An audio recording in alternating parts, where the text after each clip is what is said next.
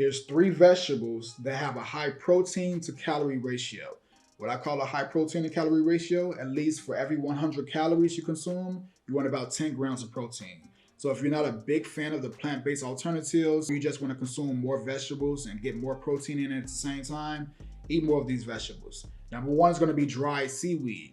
For every 105 calories worth of dry seaweed you eat, you're going to get about 17.4 grams of protein.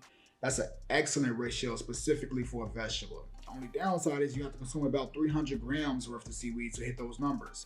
So a quick illustration, this is a pack of seaweed, 100 grams right here. You have to have about 3 of these packs, 30 sheets total, to hit 17.4 grams of protein. So think about that.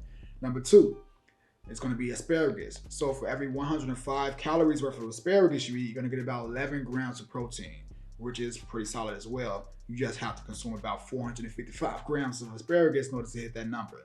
All right, and then number 3, to wrap it up, is really not a vegetable at all. It's actually fungi, and it's going to be mushrooms. Most people just call it a vegetable. So for every 100 calories worth of mushrooms you consume, you're going to get about 10.5 grams of protein. All right, you just have to consume about 355 grams worth of mushrooms to hit that number. But for me, oyster mushrooms, I can eat double that amount. Share this video with somebody that needs the help. If you need help losing fat on a plant-based diet, tap the link in the bio, apply for coaching, and we'd love to be able to help you out. Catch you in the next